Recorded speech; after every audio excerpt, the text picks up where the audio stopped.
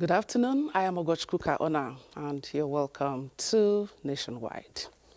4 new envoys today presented letters of credence to President Bola Tinubu. The new envoys include Pasquale Salvaggio, High Commissioner of Canada in Nigeria, and Legis Jeremio Halali, Ambassador of Ethiopia. Others are Archbishop Michael Francis Grotti, the Apostolic Nuncio representing the Vatican in Nigeria, and Julius Sandy as the High Commissioner of Sierra Leone. The envoys respectively had a tete-a-tete with President Bola Tinubu. We bring you details in our subsequent bulletins. As Nigeria battles stubborn inflation, the Central Bank of Nigeria is stepping up efforts to navigate the delicate path of disinflation. At its latest monetary policy forum, themed Managing the Disinflation Process, economic actors are confident that continued monetary policy measures will steer the economy towards stability. But can these strategies deliver the much-needed relief for businesses and households? Musa Abubakar reports. The Central Bank of Nigeria has convened key economic stakeholders here for its latest monetary policy forum, focusing on the crucial theme, managing the disinflation process.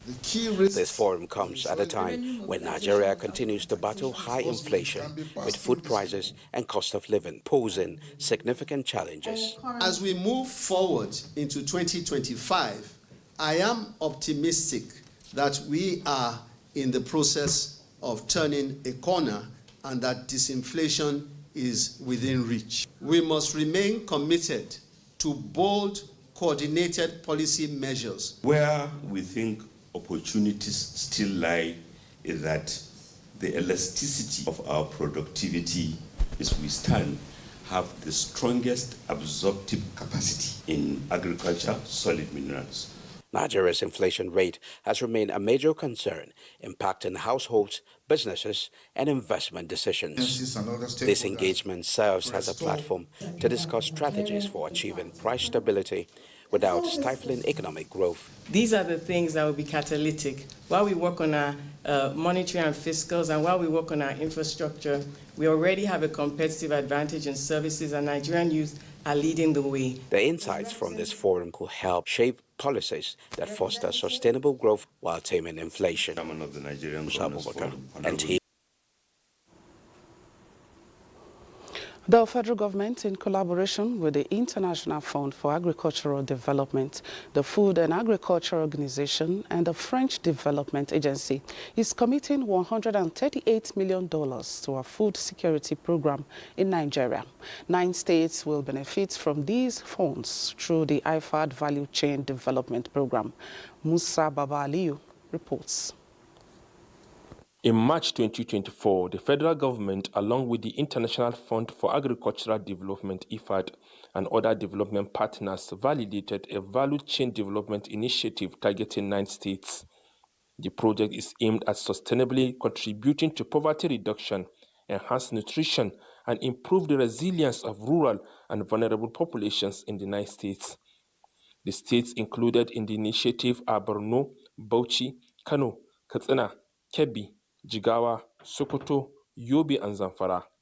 The BCM program, with its focus on climate resilience, nutrition-sensitive production, and inclusive market integration, is well positioned to address these challenges and make a lasting impact.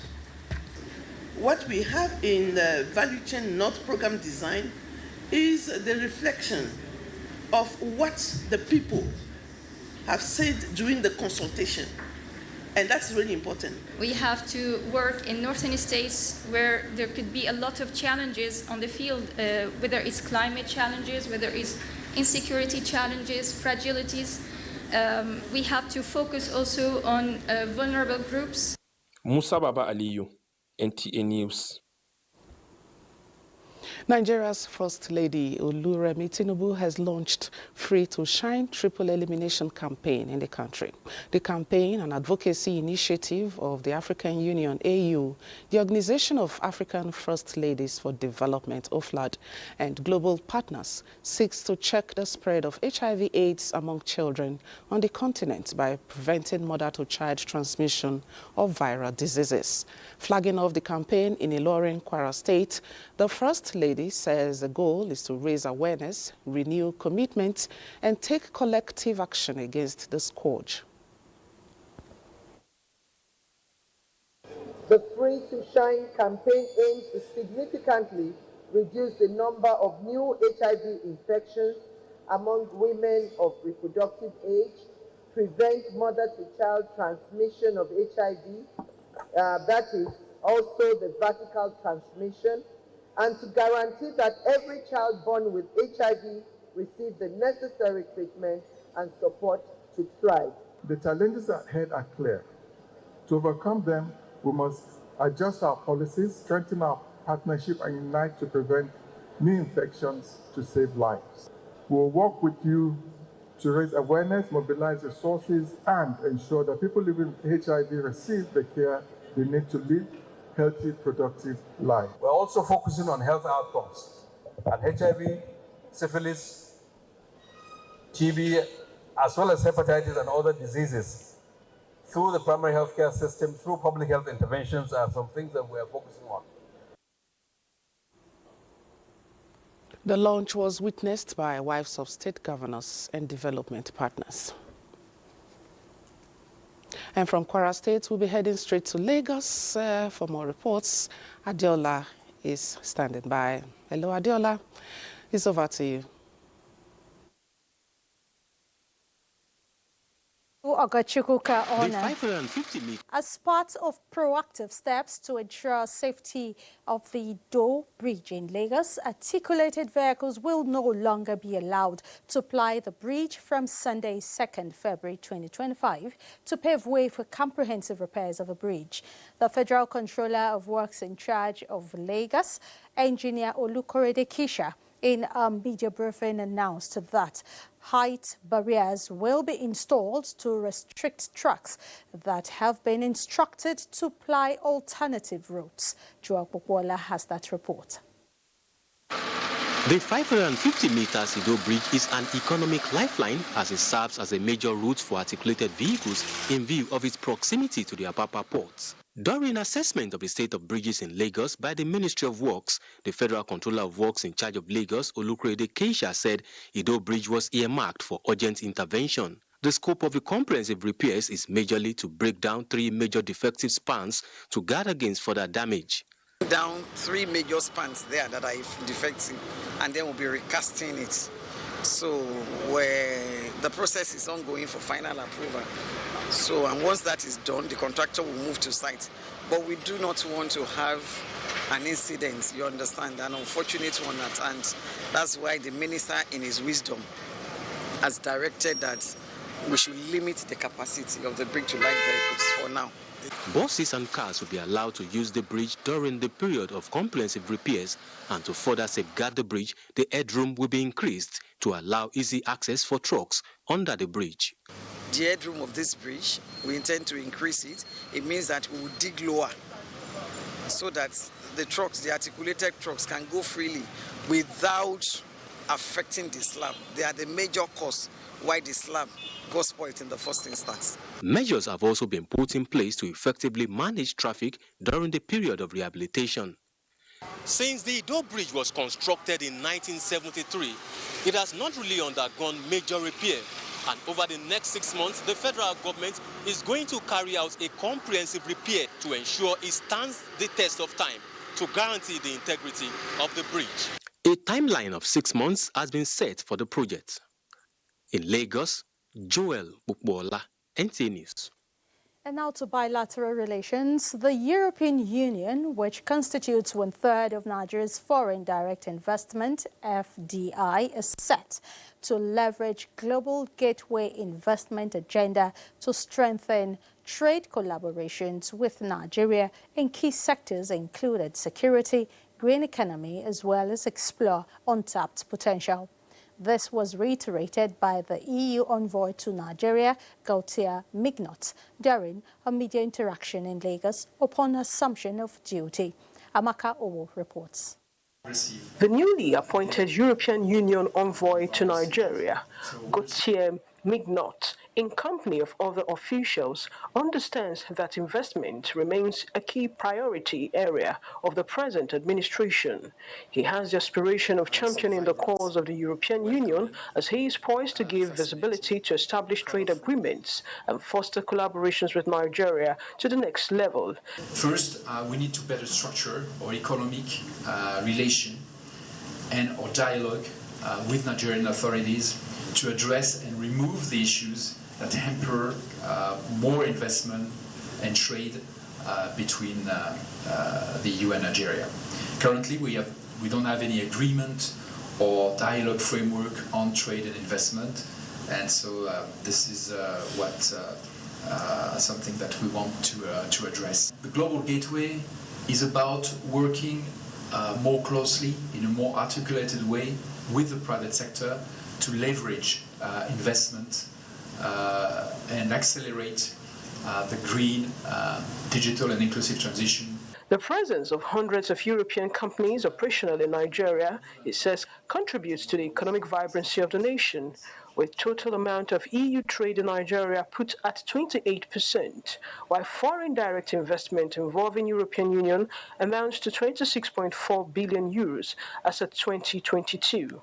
In 2023, the European Union volume of trade in Nigeria is put at 35 billion euros. Nigeria benefits about 10.7 billion euros trade surplus from the EU.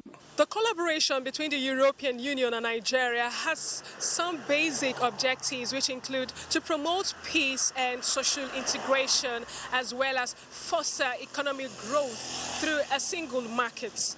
In Lagos, Amaka Owo, NTA News.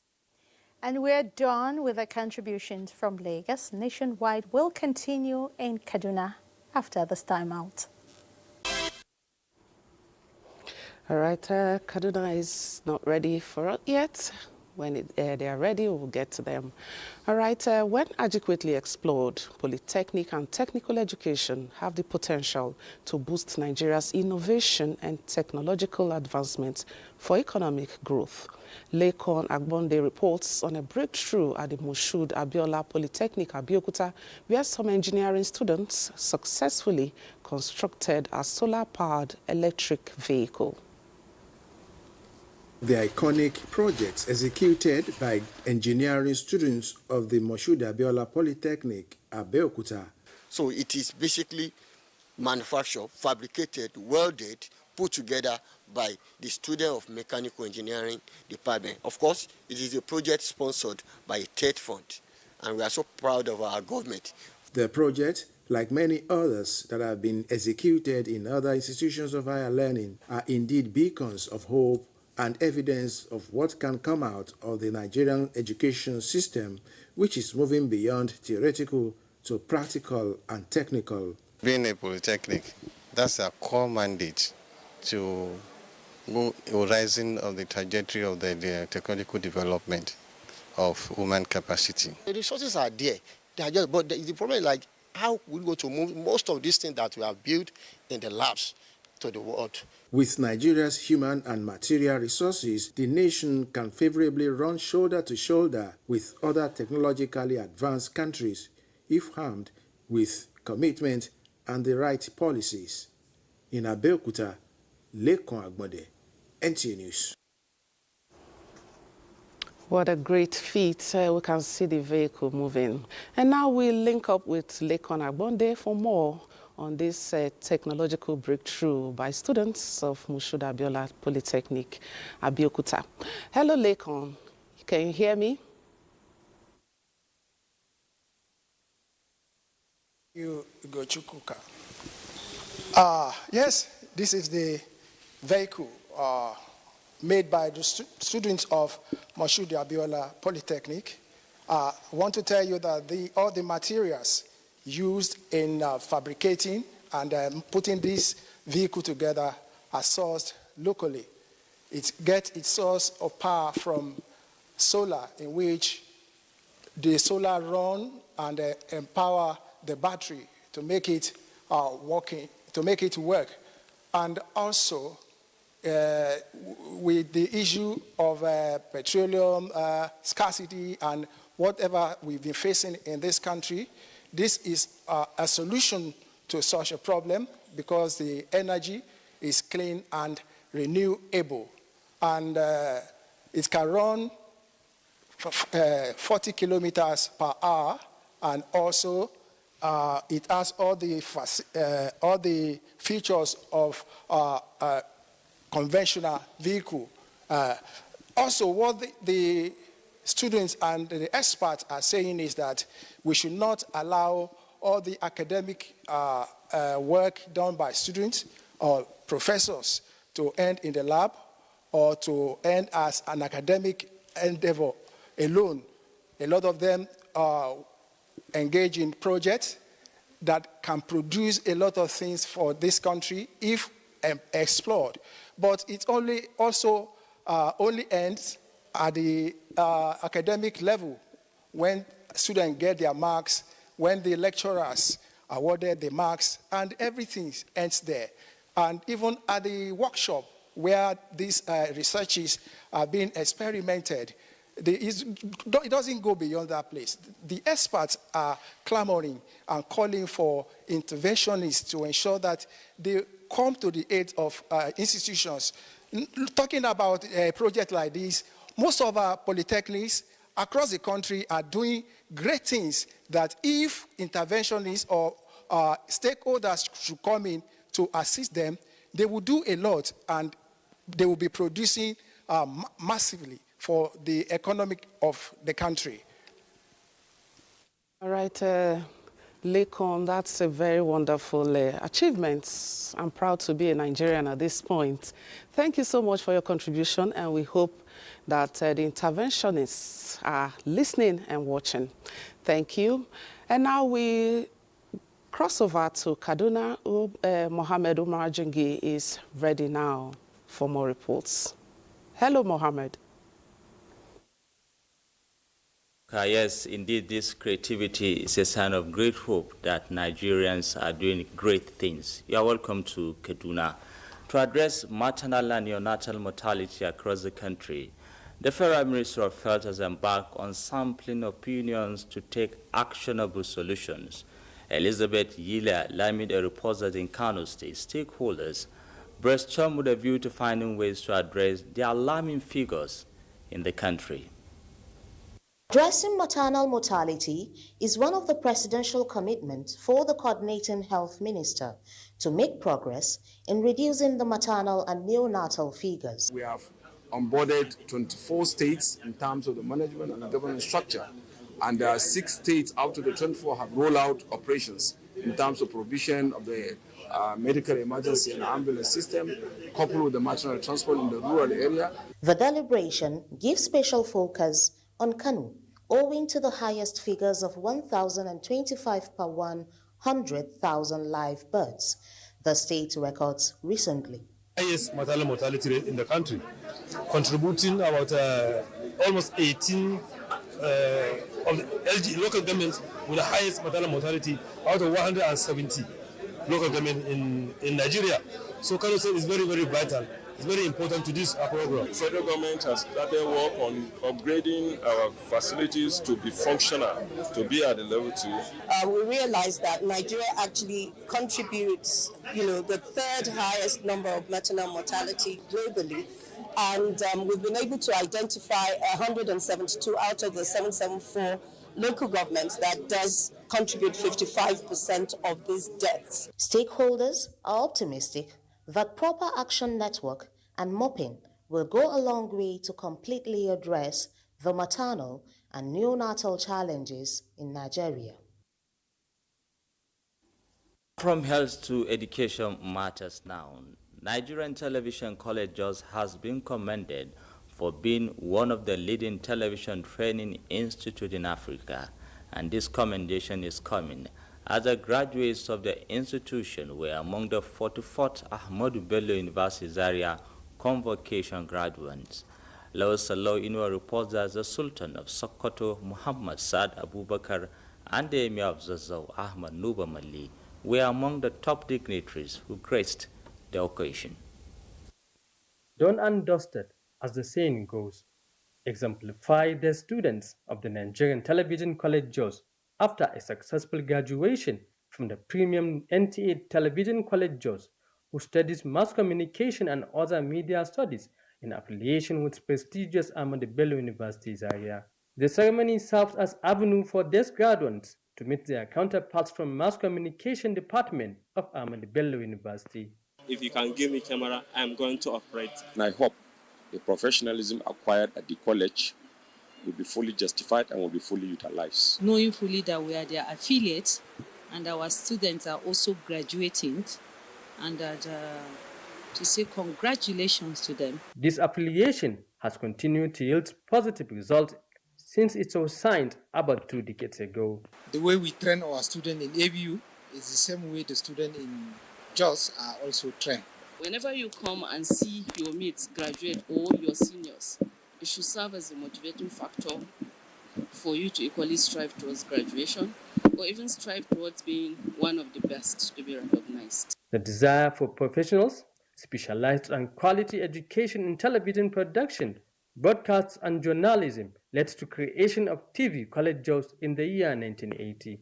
Since then, many professionals have been produced under the auspices of the leading television training college in Nigeria, which contributes not only in public media outlets, but also private media organizations.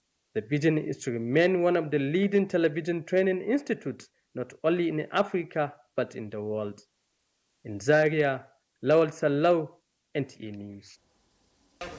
And that's our contributions from Kaduna Nationwide continues in our Abuja studio. Ogochuka, over to you. Thank you so much, Mohammed Umar Ajengi. And our Minister of Finance and Coordinating Minister of the Economy, Wale Edun, has emphasized revenue-generated spending as strategy being adopted by the present administration. Speaking at a review meeting on cash management policy in Abuja, the minister highlighted the need to leverage technology to block financial leaks, boost revenue, and reduce borrowings. Benny Adams reports. The meeting with permanent secretaries and accounting officers stems from the need for more transparency and accountability in government spending by ministries, departments, and agencies of government. The aim also is to bring to an end issues bordering on non-compliance to provisions of Public Procurement and Appropriation Acts, in addition to practices that have led to delay in budget execution and delay in realizing the expected tax revenue accruable to the Federation account, among other issues. Minister of Finance and Coordinating Minister of the Economy, Wale Edun, believes that the effective implementation of the modified policy on cash management and bottom-up cash plan depends on effective deployment of technology. Under President Bola Ahmed Tinubu, there is no such thing as printing of money, spending what you really don't have. You can only spend what you have earned through revenue generation, or what you have legitimately and prudently borrowed using the discipline of the financial markets. So in terms of revenue generation, there is coming a new wave of automation, a new wave of introduction and embracing of technology in order to boost internally generated revenue. What goes to the Consolidated Revenue Fund was very short of what is being realized in most of those GOEs. And I can quote here that during the exercise, we've been able to enhance the revenue profile of this country by about 4.7 trillion. Part of the policy directive is the finalization of capital payment that leads to central disbursement of capital payment in the year 2024 from the Office of Academia of the Federation.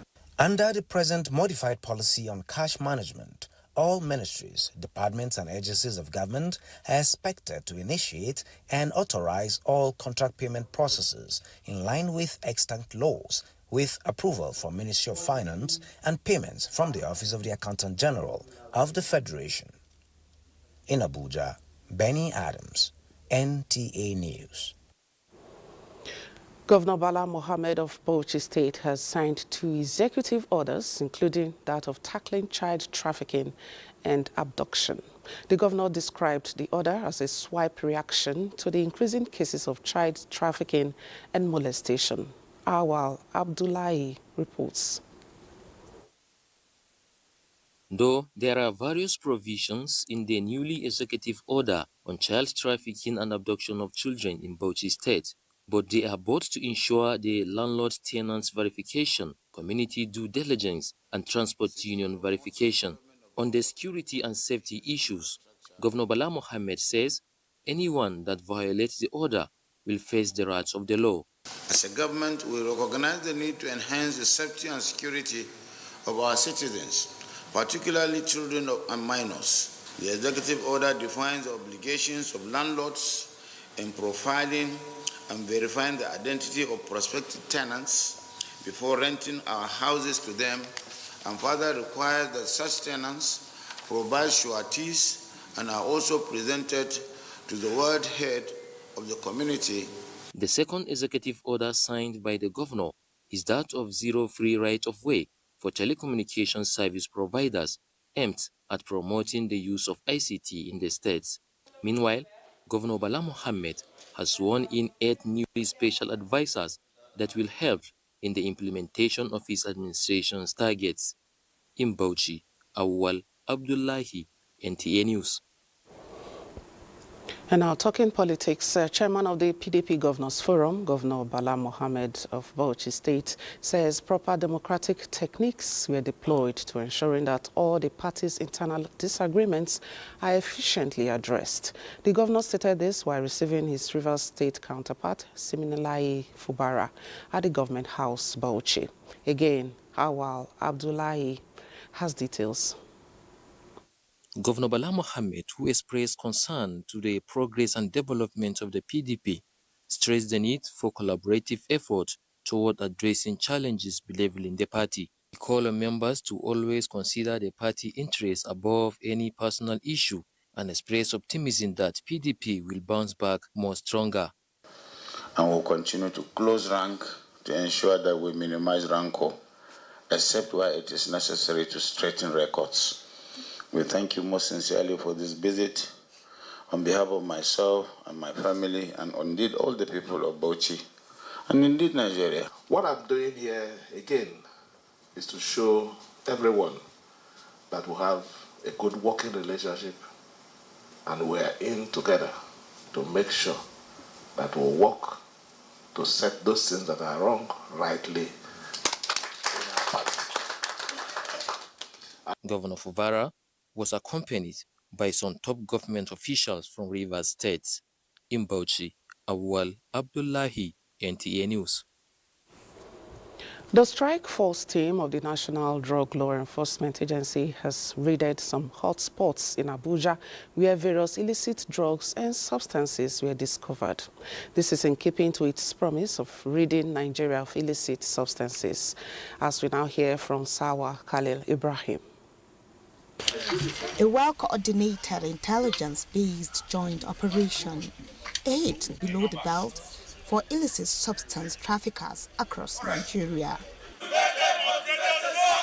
To some of the culprits, here in Abuja, the turn of event is not business as usual. At the popular Wuse 2, alleged to be a retail hub of all kinds of drugs in Abuja, young men disguised as petty traders caught in the act.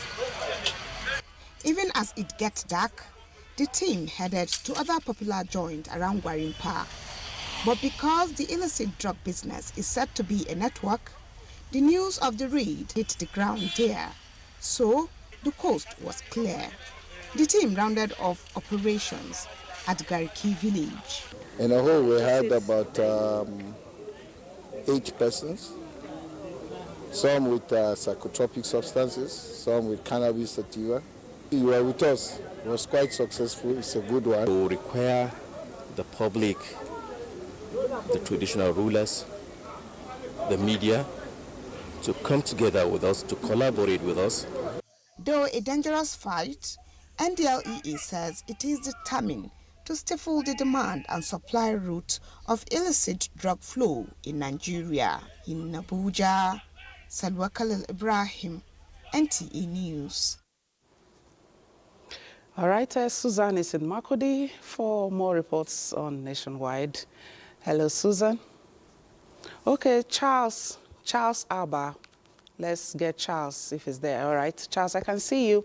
What do you have for us on Nationwide today?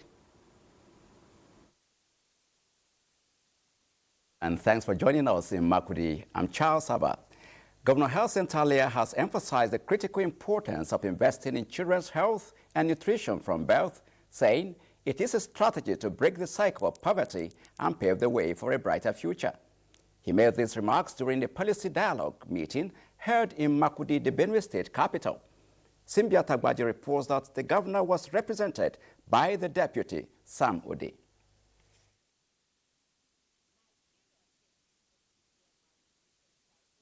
With millions of children affected due to stunting, wasting, and micronutrient deficiencies, poverty, poor access to healthcare, amongst others. It is to curb this trend that the Benue State Budget and Economic Planning Commission and UNICEF brought together state executives, lawmakers, and stakeholders to come up with strategies to curb the menace. Governor Hyacinth Alia, represented by his deputy Sam Ode, indicated socio-economic factors like limited awareness, poor feeding practices, and inadequate maternal nutrition worsening malnutrition in children and adolescents. To address this, his administration approved the Benue State Nutrition Policy and Strategic Plan. This plan is not merely a document. It's a call to action. It is designed to address the root causes of malnutrition, reduce disparities, and ensure that every child, mother, and adolescent in Benue State has the opportunity to thrive. Director General, Benue State Budget and Economic Planning Commission, Professor Jerome Andoho, emphasized the cost-effectiveness of nutrition interventions, which could lead to improved health outcomes for the people of Benue, while other stakeholders called for increased budgetary allocations for nutrition and investment in nutrition through match funding. This meeting is very timely and in line with our Global Development Agenda for the Sustainable Development Goals, which clearly states that by 2023, end all forms of malnutrition, including achieving by 2025, the internationally agreed target on stunting and wasting in children under 5 years of age, and address the nutritional needs of adolescent girls, pregnant and lactating women, and older persons. The event highlighted the investiture of Governor Alia as nutrition ambassador and the signing of a commitment bond by stakeholders. In Makurdi, Simbiat Agbaji, NTA News. Still from the executive, the Benue State government has constituted a symbol screening committee with the task of seeking for common identities as unique heritage for the state. Governor Hyacinth Alia, while inaugurating the committee, urged members to do everything possible to ensure that they come out with the best. Elias Itiav reports that the governor was represented by the secretary to the state government, Mrs. Deborah Abe. I greet you today in the name of the Father, in the name of the Son, and in the name of the Holy Spirit. Congratulations. The 53-member committee, which is selected across various sectors based on proven records and antecedents, is mandated with the task of identifying unique symbols for the state. Governor Hyacinth Alia, represented by the Secretary to the State Government, Mrs. Deborah Abe, told members that the identity of the state, which represents our culture, history, unity, and pride, is placed in their hands, and they must handle their assignment with all sense of responsibility. The governor reminded them that the outcome of the assignment will serve as an example to the whole world of who we are as a people and what we represent as a state. Remember that the flag shall be our identity, The coat of arms shall be a symbol of authority, which will represent our history, values and principles, and the anthem will serve as a unifying force, promoting pride amongst our people and giving us a sense of belonging as it calls us each day to service and duty.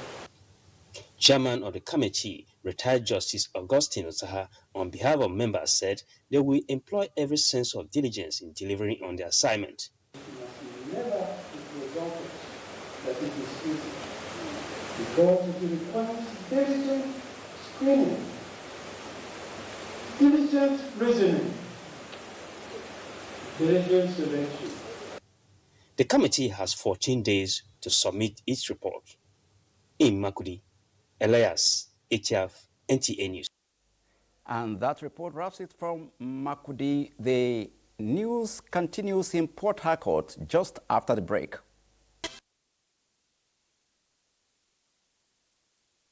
To Port Harcourt, River State Governor Siminalayi Fubara has stressed the need for a change in the approach to achieving holistic development and economic prosperity in the Niger Delta region. He was speaking during the meeting of governors of South-South states under the auspices of Brace Commission at the Bayelsa State Government House, Yenagua. Osnachi Samuel has details. This is the meeting of Bayelsa, Rivers, Akwa Ibom, Cross River, Edo, and Delta State governors under the auspices of the Brace Commission. River State Governor Siminalayi Fubara, while appreciating the governors for their support, emphasized the need to look at the bigger picture towards achieving an enduring regional integration that will strengthen unity and purpose. We need to keep our political differences aside and understand that the struggle as of today is for posterity, for the development of our region. The new chairman of the Forum of Governors of South-South States, Governor of Bayelsa State, Senator Deyediri, while presenting the communique, said they support the federal government's reform bills and urged President Bola Tinubu to extend the value-added tax VAT sharing percentages to oil and gas derivation. The Forum further requests the federal government to urge relevant stakeholders and agencies to extend the remediation of polluted environments ongoing in Ogoni land to other impacted communities and states in the region. The Forum calls on the federal government to activate the railway line in Port Harcourt and connect all other South-South states. PDP governors from the 6 member states of the Brace Commission were present at the meeting. From Yenagua, Osinachi Samuel, NTA News. Newly promoted top officials of Nigerian Customs Service Zone C have been charged to provide effective leadership and work towards higher productivity in the discharge of their duties. This formed part of the charge given as the officers were decorated with their new ranks at the zonal head office in Port Harcourt. Kingsley Amaji reports. Nigeria Customs Service is saddled with the responsibilities of collecting custom duties, enforcing import and export restrictions, and also preventing illegal trade. The commands under Zone C have played significant roles in line with the set functions, contributing hugely to Nigeria's revenue generation. This informed the rationale for the large number of officers promoted to the ranks of controller, deputy controller, and assistant controller of customs as reward for hard work. Zonal controller of customs, assistant controller general S.K. Dangaladima, told the newly decorated officers to see their promotion as honor for hard work. It is called to greater responsibility, higher expectations, and renewed commitment to the excellence. As officers and men of Nigerian Customs Service, we are the custodians of our nation borders. Some of the newly decorated personnel are full of gratitude to the authorities.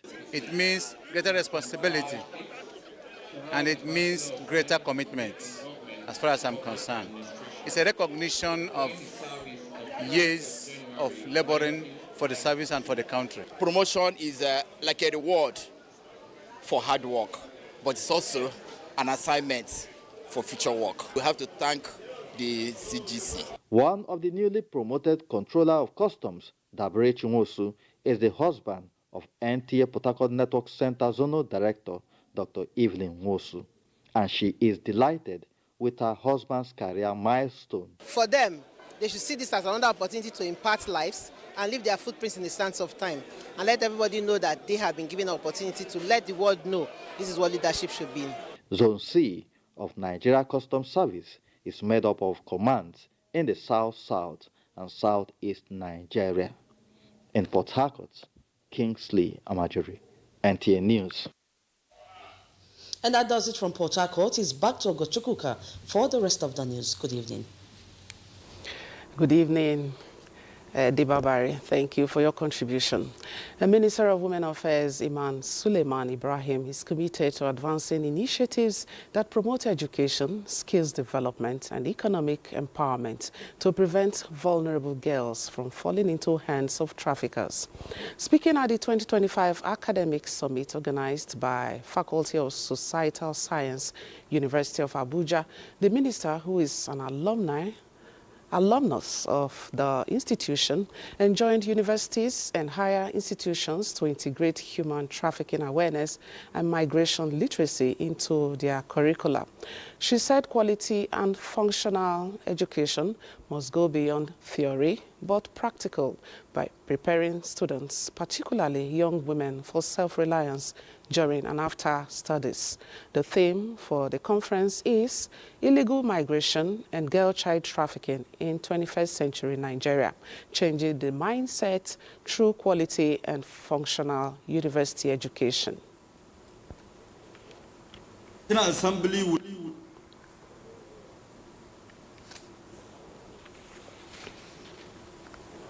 Global Slavery Index 2023 ranks Nigeria among the top 10 countries with highest number of trafficked persons, and the UN Office on Drugs and Crime reports that Nigeria accounts for nearly 50% of all trafficking cases in West Africa. The need for public and private organizations to recognize the use of flowing veils, also known as hijab, as a symbol of identity for Muslim women has been emphasized. Chairperson, Coalition of Nigerian Muslim Women, Rukaya Dindin, made the emphasis during a courtesy visit on NTA's management to seek partnership ahead of the annual celebration of World Hijab Day, slated for 1st February. Rukaya maintained that hijab is not a barrier, is beyond an ordinary wear that covers the image of a Muslim woman, but a religious obligation which must be fulfilled. Commitment to amplifying the voices, contributions, and achievements of hijab-wearing women, demonstrating their roles as active participants in shaping their communities and society at large.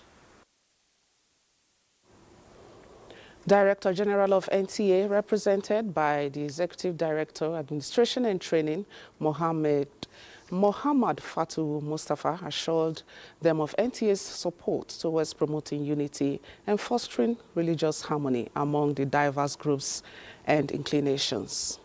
Promoting unity and understanding among all groups within Nigeria. We acknowledge the important role organizations like yours play in fostering harmony and building bridges across cultural and religious divides. The theme for the 2025 World Hijab Day is Hijab is in Silence. And now, sports update is next. Nigerians under-23 men's handball team is set to compete against the United States and Azerbaijan in Group B of the 5th IHF Emerging Nations Championship, which will take place in Bulgaria. The International Handball Federation announced the group placement after the draw was completed at their headquarters in Basel, Switzerland. The championship is scheduled for March 11 to 16 in Varna, Bulgaria. Meanwhile, Super Eagles head coach Eric Chell has highlighted the significance of focusing on Nigerians' upcoming FIFA World Cup top qualifiers, emphasizing that his primary goal is to secure victories against Rwanda and Zimbabwe. In an interview with the Super Eagles media team, Chell expressed confidence in his players, but underscored the importance of concentration and preparation. There is a lot of teams, so they deserve to win this cup. It will be a great fight, but national team like Super Eagles